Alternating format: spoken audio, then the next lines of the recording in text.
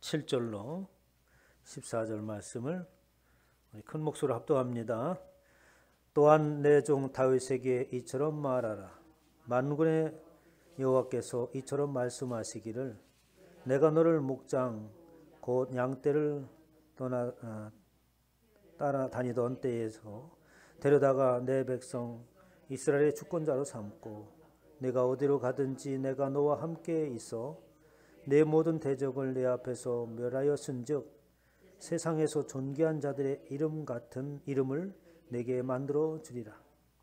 내가 또 내 백성 이스라엘 위하여 한 곳을 정하여 그들을 심고 그들이 그곳에 거주하면서 다시는 옮겨가지 아니하게 하며 악한 사람들에게 전과 같이 그들을 해치지 못하게 하여 전에 내가 사사에게 명령하여 내 백성 이스라엘을 다스리던 때와 같이 아니하게 하고 또 내 모든 대적으로 내게 복종하게 하리라. 또 내게 이르노니 여호와가 너를 위하여 한 왕조를 세울지라. 내 생명의 연한이 차서 내가 조상들에게 돌아가면 내가 내 뒤에 내 씨 곧 내 아들 중 하나를 세우고 그 나라를 견고하게 하리니 그는 나를 위하여 집을 건축할 것이요 나는 그의 왕위를 영원히 견고하게 하리라.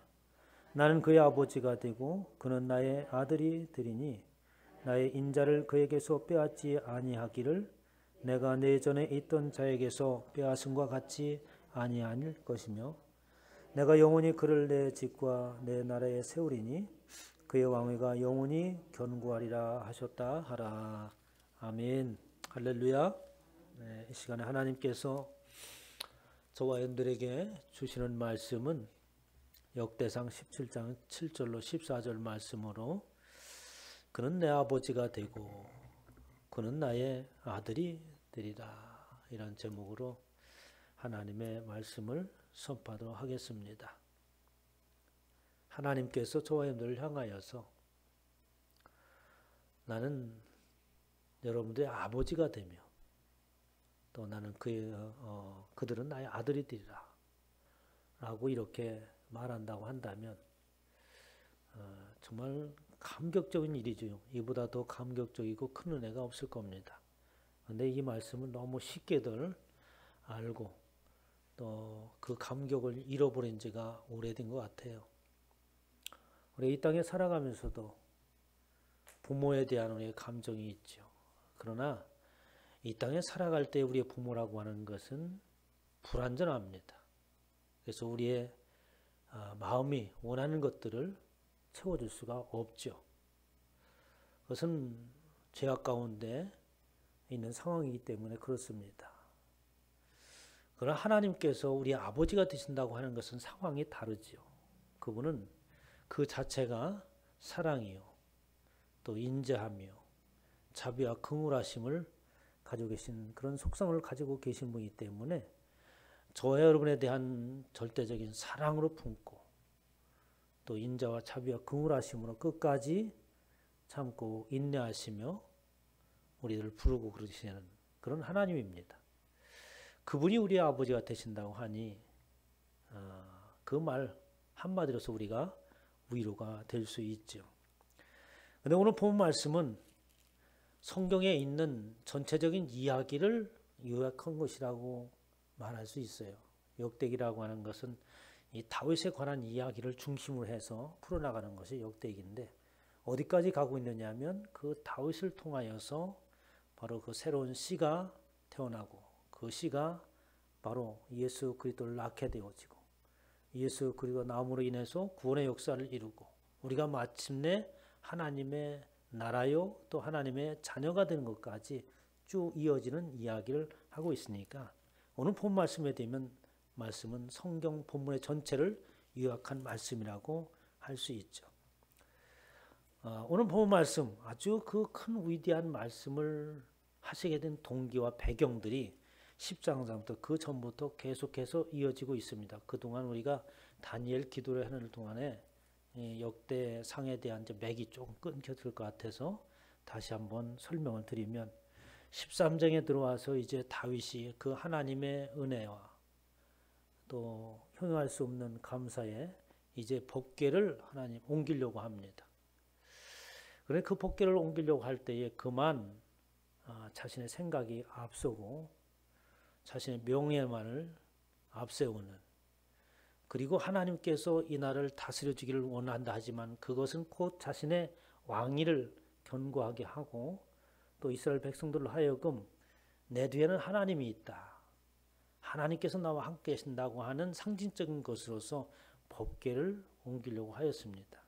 그러다 보니까 하나님께서 정해주신 방법을 잊어버리고 어떻게 해서라도 법궤를 빨리 다윗성에 옮기고 싶은 마음이 있었어요. 그래서 어떻게 합니까? 법궤를 수레에 실어서 옮기다가 그만 옮기던 웃사가 그 자리에서 즉사를 하는 아주 엄청난 일을 당하죠. 그때 다윗의 감정을 표시한 내용이 있습니다. 다윗이 근심하였다. 여호와께서 웃사의 몸을 찌셨으므로 다윗이 노하였다라고 해서 노하였다, 근심하였다, 또 여러 가지로 표현할 수 있습니다만 다윗이 노하여 그곳을 베레스 웃사라라고 불렀어요. 그럼 다윗이 아니 하나님 이럴 수가 있습니까? 제가 법궤를 이렇게 옮기려고 잘 모시려고 했는데 이런 불상사가 생기게 합니까? 그래서 누구한테 노했는가? 여호와 하나님 앞에 노했다. 있을 수 없는 얘기죠. 그럼 누구한테 지금 노를 하고 있어요? 자기 자신 스스로에게 지금 화를 내고 있는 거죠. 곧 그 순간에 어떻게 했습니까? 자기 자신이 어떻게 법궤를 옮기려고 했고 그 법궤를 통해서 무엇을 이루려고 했던가라고 하는 그 자신의 속을 이제 들여다보게 되고 깨닫게 된 거예요. 그래서 자신을 향해서 분노를 터뜨리는 거예요. 이렇게 밀어나고 우둔할 수가 있는가? 하나님의 법궤, 하나님의 상징이고 하나님의 이름을 두고 그곳에 하나님께서 만나시겠다고 하는 속죄소가 있는 그곳인데 내가 그 하나님을 빙자하고 그분을 통해서 이 나라를 통치하는 도구로 삼으려고 했구나. 그런 어리석은 생각에 대한 자신에 대한 분노였죠. 그래서 회개라고도 말할 수 있고 자신에서 분노합니다. 그리고 나서 이제 석 달 동안 오벳에돔의 집에 있고 그래서 그 뒤에 이제 14장에 이어지는데 그때는 이제 법궤를 옮기는 것을 잠깐 멈추고 이 다윗에 관한 이야기를 또 시작을 합니다. 14장에. 그래서 다윗과 산 이야기를 할 때에 두로왕 하람이 다윗에게 사신들과 백향목과 석소 목수를 보내 그의 궁전을 건축하게 하였더라. 그의 궁전을 건축하고 다윗이 여호와께서 자기를 이스라엘 왕으로 삼으신 줄 깨달았으니 다윗이 어느 날 하나님께서 이스라엘 왕으로 삼았다는 얘기가 아닙니다. 24장 1절에서 2절은 어느 날 순간에 짧은 순간이 아니라 다윗이 제외하고 이스라엘 통치했던 그 전 과정에 있었던 때를 두 구절로 요약을 한 거예요. 그러니까 다윗이 깨달은 것은 뭐냐면 내 인생을 돌아보니까 모든 것이 하나님의 은혜였고 하나님에 의하여서 이스라엘 왕으로 세워진 것을 내가 알았다. 나의 능력이 아니었고 전적인 하나님의 은혜였다는 것을 알았다라는 고백입니다. 그러면서 3절 4절에 이제 다윗의 자녀에 관한 이야기를 합니다. 그런데 여기에서 우리가 자녀에 관한 이야기를 할 때에 우리가 좀 의아하다 싶은 내용들이 있죠. 왜냐하면 그 자녀들의 첫 아들 또 훌륭한 아들들이 많이 있는데 압살롬이 있고 아비나답이 있고 그리고 나서 솔로몬이고 이렇게 되는데 여기는 나단과 솔로몬과 그리고 알지 못하는 자녀들의 이름이 거론을 돼요. 3절에서도 보면 다윗이 예루살렘에서 또 아내들을 맞아 다윗이 다시 아들들과 딸들을 낳았으니 라고 하면서 예루살렘에서 나온 아들들의 이름은 삼무아와 소박과 나단과 솔로몬과 이팔과 엘리수아와 엘벨렛과 노가와 네벳과 야비아와 엘리사마와 부엘야다와 엘리벨렛이더라라고 하면서 우리가 기억할 수 있는 이름은 두 사람밖에 없습니다. 나단하고 솔로몬밖에 기억이 안 되죠. 그리고 다른 아들들은 성경에 또 다른 곳에 기록되어 있지 않습니다. 그 무엇을 말하려고 하는가 하는 것은 바로 앞에 14장의 1절, 2절에 대한 부연 설명이라고 말할 수 있어요. 이렇게 훌륭한 다윗, 이스라엘의 그 통일을 이루고 견고한 그 왕을 이루면서 주변의 모든 나라들에게 조공을 얻을 수만큼 막강한 힘을 과시할 수 있는 강대국으로서 성장한 우리 다윗 위대한 왕. 그렇지만 그 다윗 왕도 온전하지 못한 사람이었다라는 거예요. 그러니까 우리는 늘 하나님의 말씀을 듣죠. 그리고 그 말씀을 중심으로 살려고 부단히 애를 씁니다. 그러나 우리가 하나님 앞에 볼 수 있는 것은 뭐냐면 우리가 하나님의 말씀을 온전히 지키고 그 온전한 모습을 볼 수 있는 것이 아니라 우리는 그 하나님 앞에 주신 말씀에 의해서 살려고 하는 몸부림치는 그 모습, 그것을 보여주는 것인 줄 믿으시기 바랍니다. 우리 인생들이 보여줄 것은 그것밖에 없어요. 어떠한 상황이 있을지라도 저와 여러분은 온전한 자가 될 수 없습니다. 이렇게 다윗 왕은 그 자신이 불완전한 자였다.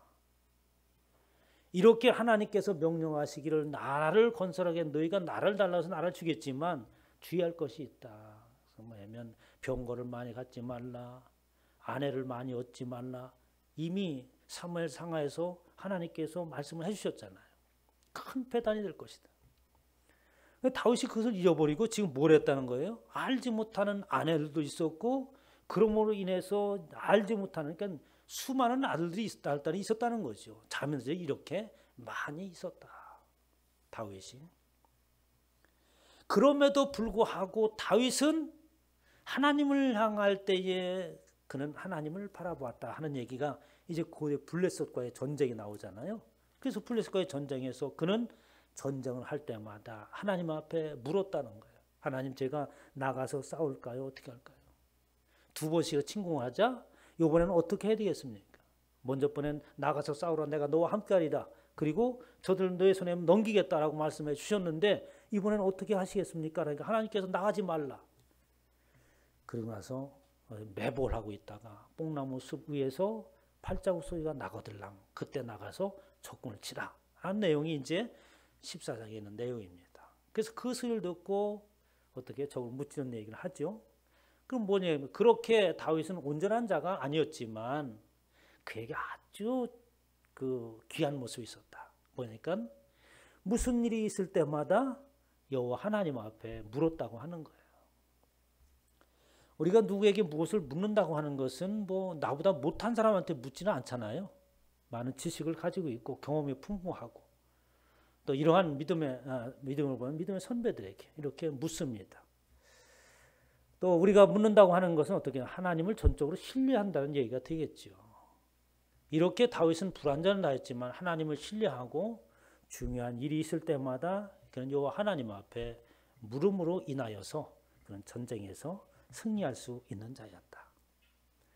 이제 마침내 그러한 다윗이 법궤를 옮김에 있어서 이제는 과거 같은 마음으로 법궤를 옮기는 것이 아니라 곧 이 나라는 내가 통치하는 거 하나님이 뒤에 계시는 것이 아니라 이 이스라엘 나라는 하나님이 통치하시고 제가 그 뒤에 있겠습니다. 저는 하나님께서 통치하시는 그저 얼굴 마담입니다. 이런 심정으로 어떻게 하면 다윗이 다시 법궤를 다윗궁에 옮기는 내용이 15장에 있는 내용이잖아요. 그래서 국가적인 아주 거대한 그 세레모니를 준비하고 모든 악기를 모든 사람들을 동원해서 정말 아주 웅장한 모습으로 법궤를 운반을 하게 되는 모습을 볼 수 있습니다. 15장 29절에 보니까 여호와의 언약궤가 다윗성으로 들어올 때에 사울의 딸 미갈이 창으로 내려보다가 다윗의 왕이 춤추며 뛰는 것을 보고 그 마음에 업신여겼더라. 근데 그 중간에 사건이 하나 있었죠. 다윗이 이제 그 법궤가 자신의 성으로 옮겨지는 거. 그리고 그가 옮길 때에 어떻게 어떻습니까? 그냥 덥석덥석 간 게 아니라 6걸음을 뛰었다가 멈추고 그리고 아무 일이 없는지 하면서 아주 조심스럽게, 왜냐하면 우사가 죽는 그런 불행한 불상사가 났기 때문에 이번에도 우리가 뭐가 잘못한 것이 없는가, 한 걸음 옮겼다 셌다가 또 한 걸음 옮겼다가 쉬었다 이런 식으로 하면서 법궤를 아주 조심스럽게 옮겼는데 이제 아무 일이 없는 거예요. 그래서 이제 막 축제 분위기로서 춤을 추면서 얼마나 춤을 춰서 좋았는지 그만 다윗이 옷고름이 풀리고 배꼽이 다 보이고 이런 왕으로서 채통이 안 쓰는 그런 모습을 보였던 것 같아요. 사울의 딸이지 않습니까? 그래서 하갈이 사울의 딸이 하갈이 아니죠? 누굽니까? 미갈이. 미갈이 그 모습을 보고 이제 비웃습니다. 그때 다윗이 그러죠. 내가 그 어떠한 모습일지라도 내 여호와 하나님을 찬양함에 있어서 주저하지 않겠다 하는 식으로 얘기하고 그 뒤부터 미갈과는 잠자를 같이 하지 아니하므로 자녀가 없었더라라는 이야기가 이제 사무엘에 나옵니다. 이렇게 해서 이제 16장으로 넘어가죠. 그러면서 법궤가 안치되고 그리고 그것에 감사하는 시가 바로 16장에 있는 시입니다.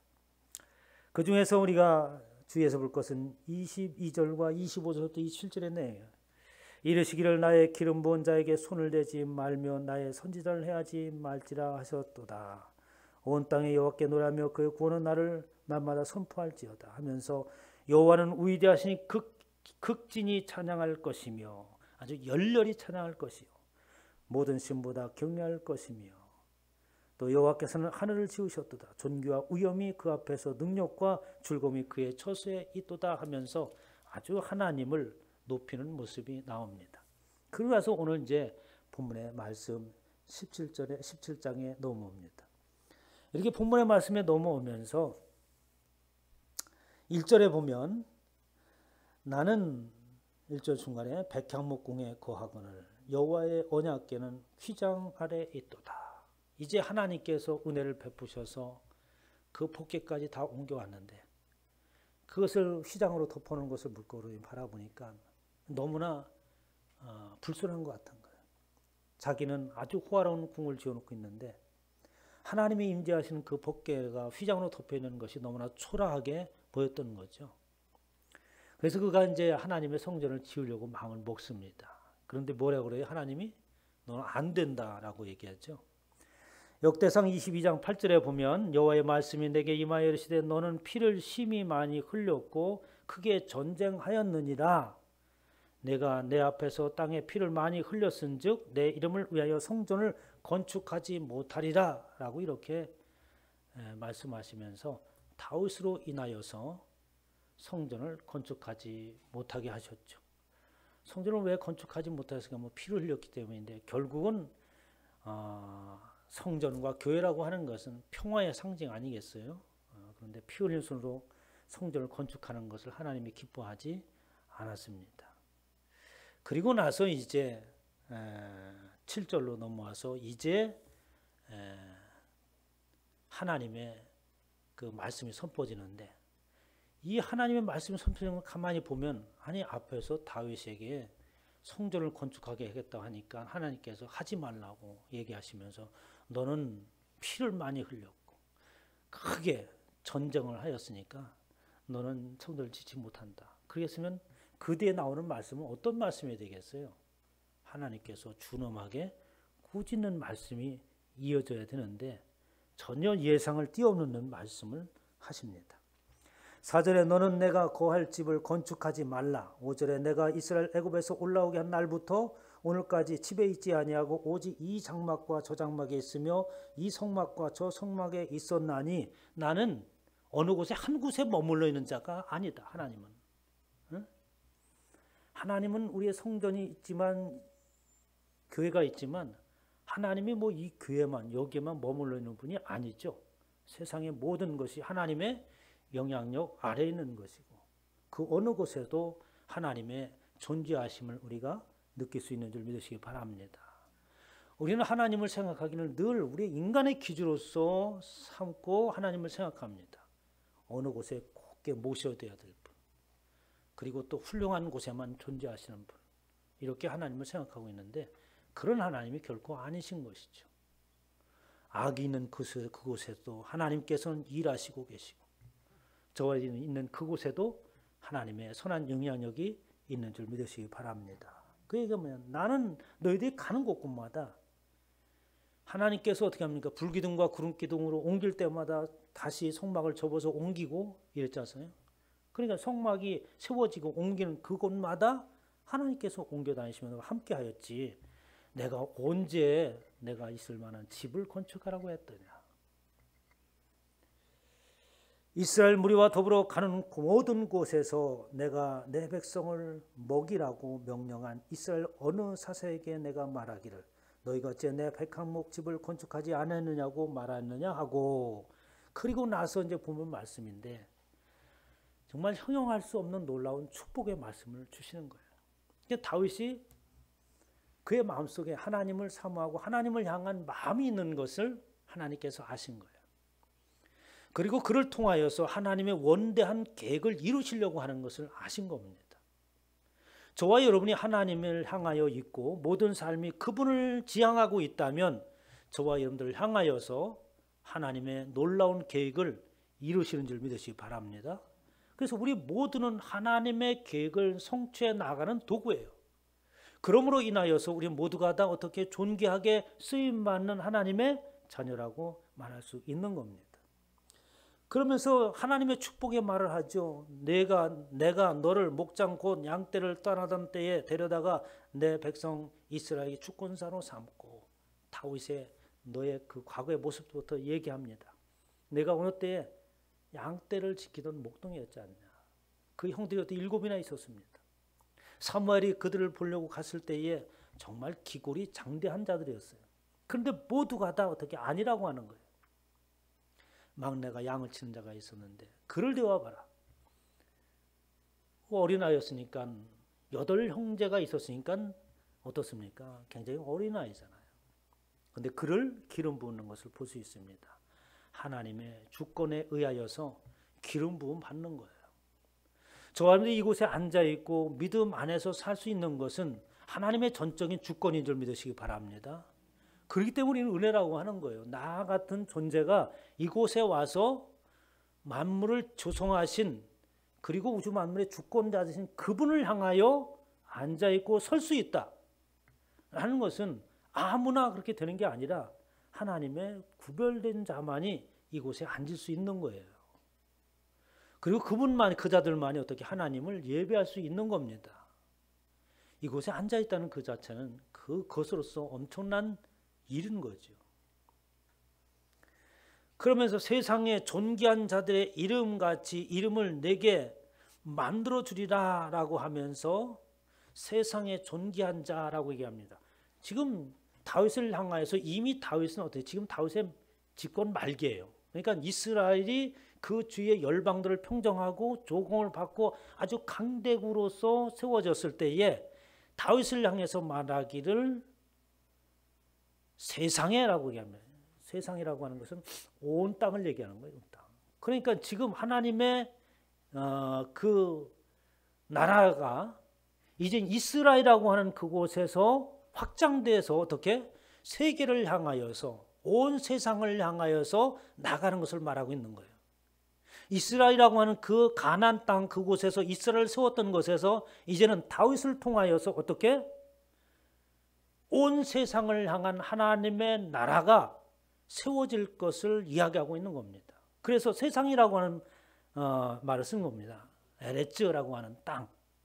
하나님께서 태초에 이 세상을 창조하실 때 그 땅을 말하고 있는 거예요. 그래서 그 안에서 어떻게 존귀한 자들의 이름같이 다윗을 그렇게 내가 만들어주겠다라고 하는 거죠. 우리가 다니엘 기도를 통해서 그 어려운 고난을 극복해 나가고 하나님 앞에 놀랍게 쓰임받는 모습을 봤잖아요. 그게 저와 여러분의 모습과 다를 바가 없습니다. 이렇게 하나님께서 구별하고 하나님의 뜻을 품은 자에게는 어떻습니까? 온 세상에 존귀한 자의 이름같이 저와 여러분의 이름이 세워지는 줄 믿으시기 바랍니다. 우리는 하나님 안에서만 이룰 수 있는 꿈이죠. 누가 세상에서 여러분들을 존귀한 자라고 말할 수 있어요? 어떻게 내가 그렇게 존귀한 데에 설 수 있습니까? 그리고 이 땅에서 그렇게 존귀한 자가 어디에 있어요? 우리가 기대하는 존귀한 자는 없더라고요. 며칠 전에 돌아가신 전두환 대통령을 봐도 그렇지 않습니까? 그가 대통령이 되려고 할 때 뭔가 위대하고 폼나는 일을 한번 멋있게 한번 해보고 싶은 그런 꿈에서 대통령까지 오렀지만, 그렇지만 결국에는 어떻습니까? 비참하게 사람들의 조롱거리가 되고 마는 모습을 볼 수 있습니다. 9절에 내 백성 이스라엘을 위하여서 한 왕조를 세울지라 라고 합니다. 여러분, 성경의 말씀은 하나하나 살펴보면서 자세하게 이어집니다. 그럼 뭐냐면 여호와가 너를 위하여 한 왕조를 세울지라. 지금 다윗 왕조가 지금 세워진 거예요. 이 왕조라는 것은 뭐냐면 우리가 그 이시조선이라고 하잖아요.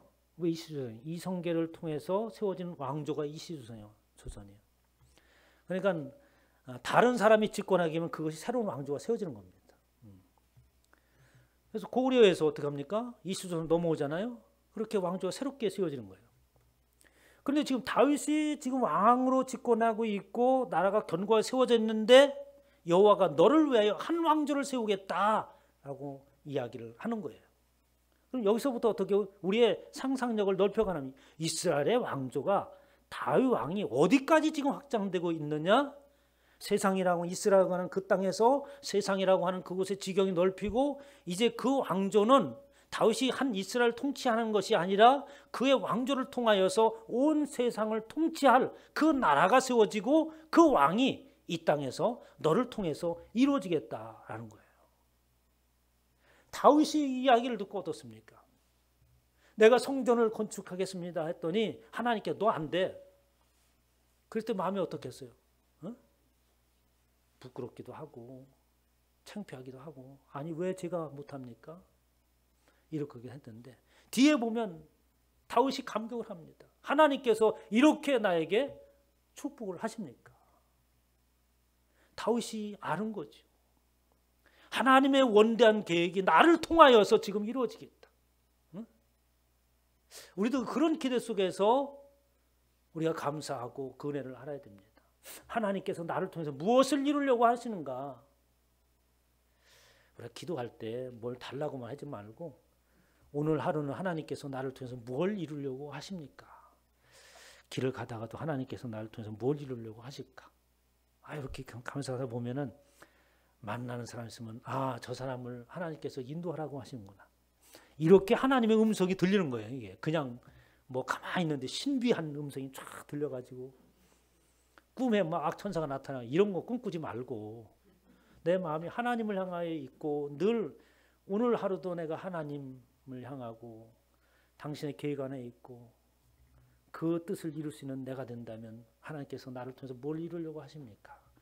마음의 준비를 하고 있으면 하나님의 음성이 들리는 줄 믿으시기 바랍니다. 그렇게 해서 하나님의 음성을 듣는 거예요.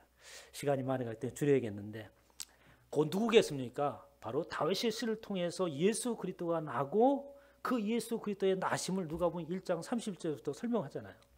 보라 내가 잉태의 아들을 낳으리니 그 이름은 예수라 하라. 그가 큰 자가 되고 지극히 높은 신 이의 아들이라 일컬어질 것이요 주 하나님께서 그의 조상 다윗의 왕위를 그에게 주시니 다윗 때부터 이어졌던 그 왕위를 마침내 어떻게 한 왕조가 세워져서 온 땅에 세상에 나라를 건설하고 그 나라의 왕으로 세워질 것이니 이런 말이에요. 그 왕위를 그에게 주겠다. 영원히 야곱의 집을 왕으로 다스릴 것이며 그 나라가 무궁하리로다라고 말씀하고 있는 거예요. 그래서 그 나라가 실현이 어떻게 되어집니까? 사도행전을 통하여서 이제 본격적인 하나님의 나라가 실현되기 시작하였고 오늘날 저와 여러분까지도 이때 어떻게 하나님의 나라가 실현되고 있지 않습니까?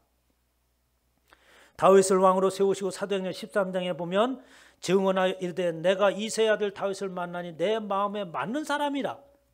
다윗은 무슨 얘기예요? 다윗은 나를 향하여 있고 하나님께서 말씀하신 그 이야기를 듣고 나를 통해서 어떠한 하나님의 위대한 계획을 이루시려고 하시는가? 하나님의 그 위대한 경륜을 나를 통해서 이루려고 하는 그것을 아는 자가 어떻게? 하나님의 마음에 합한 자죠. 아버지의 뜻을 알고 아는 아들은 그 아버지와 그 아들이 어떻게? 하나가 되어진 거지 않습니까? 하나님이 약속하신 대로 이 사람의 후손에서 이스라엘 구하여 구주를 세우셨으니 그가 예수 그리스도라. 이렇게 해서 예수 그리스도는 이 땅에 오셨다. 성경은 어느 날 예수 그리스도가 갑자기 떨어지지 않습니다. 태초부터 계셨고, 그리고 하나님의 놀라운 인간의 지혜로서는 만들 수 없는 그 계획을 가지시고, 그리고 하나씩 하나씩 이루어 나가신 거예요. 그러면 그 나라가 어디까지 지금 와 있을까요? 에베소 2장 20절에 보면 이렇습니다. 너희는 사도들과 선지자들 터위에 세우심을 입은 자라. 그리스도 예수께서 친히 모퉁이돌에 들이드셨으니 그 안에서 건물마다 서로 연결하여 주 안에서 성전이 되어가고 너희도 성령 안에서 하나님이 거하실 처소가 되기 위하여 그리스도 예수 안에서 지어져 갔느니라 라고 하면서 뭐 어디까지 갑니까? 베드로전서 2장 9절에 너는 택하신 족속이요 왕같은 제사장이요 거룩한 나라가 되기까지. 다윗 왕이 이렇게 하나님 앞에 쓰임받은 자다. 그는 어떻게 우리와 동일하게 연약한 자였지만 그는 하나님을 바라보았고, 그 하나님을 바라볼 때 하나님의 원대한 계획을 깨닫게 하시고 그것을 품고 나갔으며 나를 통해서 이루어 나가실 하나님의 놀라운 그 경륜을 보고 감사하고 기뻐했다. 그것이 오늘날 저와 여러분께서 우리가 하나님의 나라가 되고 하나님께서 우리를 직접 다스리고 통치하시는 이 상황까지 오게 되었던 겁니다. 그 이야기를 한마디로 하면 하나님은 나의 아버지가 된 것인 줄 믿으시기 바랍니다. 나는 아버지가 있는 거예요. 세상의 그 어떤 혈육적인 것은 불완전합니다. 영원한 아버지요 끝까지 나를 위로하시고 붙드실 그분이 나에게 있음을 깨닫고 그분을 늘 만나면서 승리하시기를 주님의 이름으로 축원합니다.